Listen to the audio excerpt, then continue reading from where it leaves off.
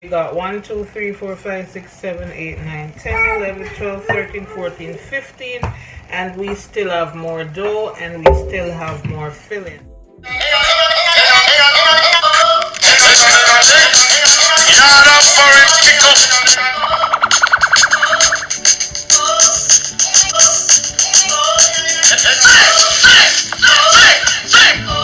Hey guys, this is Charlotte Rose and welcome back to my channel. Y'all on Foreign Cooking TV, hosted by me, Charlotte Rose. You don't know.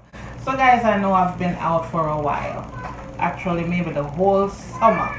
But you know, because of circumstances and all that stuff, I feel rearrange your life, homeschooling, work, all of that.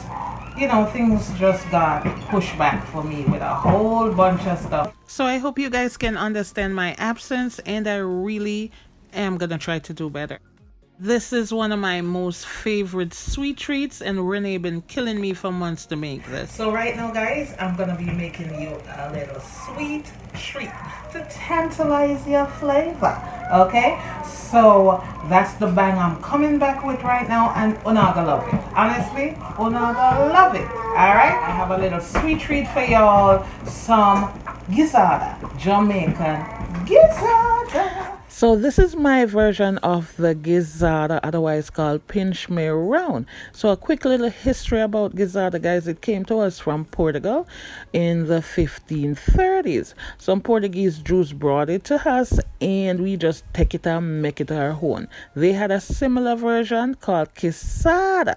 Okay, so this is what the coconut looked like in the shell. You would pry it out with a knife. So this is the coconut. When you take it out the shell, you grate it up and you get a nice flaky consistency. So this is what it looks like.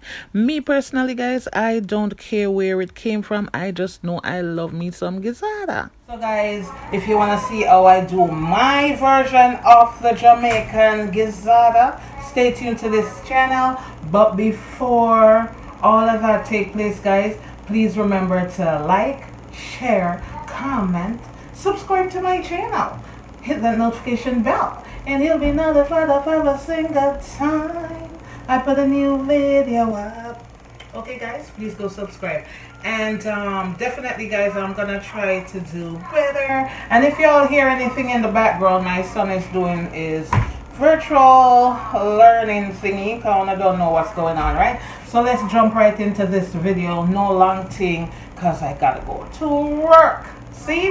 Alright, so I'm gonna take you just show you guys what I have here for all my ingredients. And these are my ingredients, guys. You don't have to follow all my ingredients.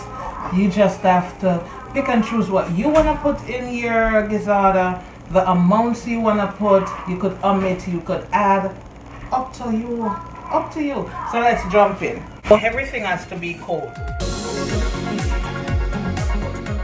I'm gonna just run through all the stuff that I'll be using for the gizzada in no particular order. So I have some flour here, like about a pound thereabout. Alright, I have some cold water to make the dough for the pastry. This mixed essence, some vanilla essence, some almond essence, and you don't have to use this. You don't, okay? But I have it, so I use it. You need some rose water, some mixed spice. Don't have to use this. If you have nutmeg and cinnamon, you could use that. You could even use a little bit of allspice. A lot of people seem to think it's not a spice, but it is. It's just how much you use. And like I said, you need cinnamon. You definitely need some sugar, and this is like 1 cup of brown sugar. On here I've already measured out my mixed spice, cinnamon, and I put some ginger in my gizzada. Okay, I have cold butter, 1 stick, and I have the coconut. It's not grated, it's shredded. Okay, but on the fine part of the shredder.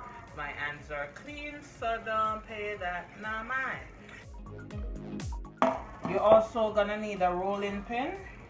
You're gonna need some measuring spoon, you're gonna need a cutting board, and also you're gonna need some saran wrap. All right, so let's jump into this. First of all, guys, you want to make your dough, and the reason why you want to make your dough first, because you're gonna put it in the fridge to get it nice and chilled. So I'm gonna get all these stuff out of my way and jump to my flour. All right, so there is 8 kind of pastry dough. I don't know all of them. I know there's puff pastry, flaky pastry, short crust pastry. What again? Guys, when I look it up here, there's quite a few of them. Anywho, I have my butter. So you wanna just barely cut it up. You don't have to use this big old chopper. It's just what I had right there a while ago. Alright, so you wanna carefully cut this up with whatever knife you're using. Alright, so when you have that, I honestly had some of the spice in my dough. I don't know about anybody else, but I had some in mine just to give it a little flavor. You don't want any baking powder or salt in here, right? Because the butter is already salted. So I have half teaspoon of the mixed spice in here, and then I'm just gonna use it on your best tool, okay? And the reason why you want all your ingredients to be cold is you want this pastry, this dough to be firm, okay? So that's why you want it that way. So just crumble this up, guys, and do your thing. Could also use a food processor, a dough whisk, or a fork to alleviate your warm hands from touching the dough, just so you don't soften it up, okay? Get your hands in there, guys. Get down and dirty. So when you feel like all the butter have got mixed in with your flour, it should be looking a little like really fine cracker crumbs. Okay? And I use the bottled water because it's just convenient, and after I use what I need, I could drink the rest, right? Alright, so this is all mixed in. And you don't need any coloring for this, guys. The butter should give it the color that it needs. I mean, gizzada don't need to look yellow. It's not patty. See? The butter give it the right color that it needs. Alright, so this is done. So after you finish, this is what it should look like fine breadcrumbs. Okay? So then you're gonna just take your water and knead your flour. And you don't wanna make it too soft or too hard. You want a nice pliable dough.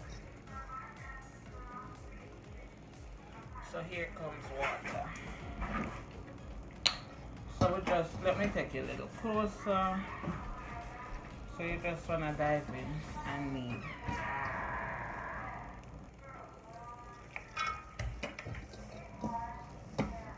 And guys, even when you're kneading regular flour for dumplings or whatever, the more water you put in, you're gonna get a softer dough.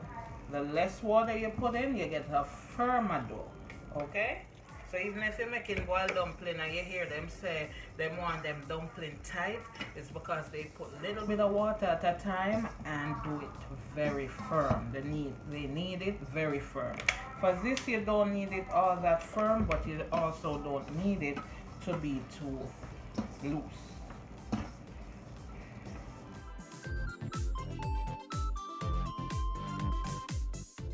So as you can see, my dough is coming together nicely.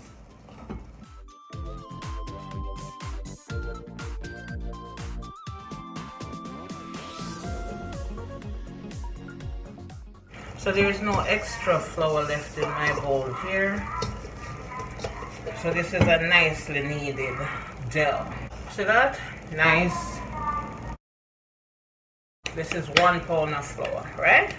Alright, so that is done. So I'm gonna set that to the side, and then I'm gonna grab my ceramic wrap,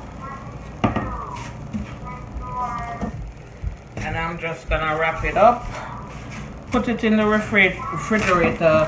The most is like half an hour.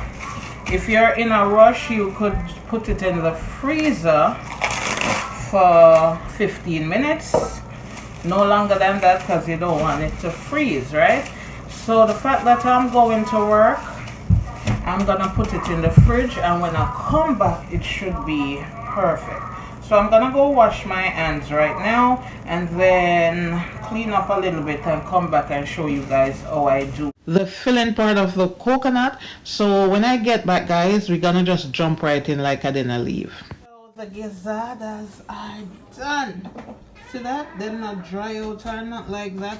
Okay guys, so this is part 2 of this video where I'll be making the filling. So let's jump right in. For at this point, guys, you could taste it to see if it need anything else. This is the point that you do that, okay?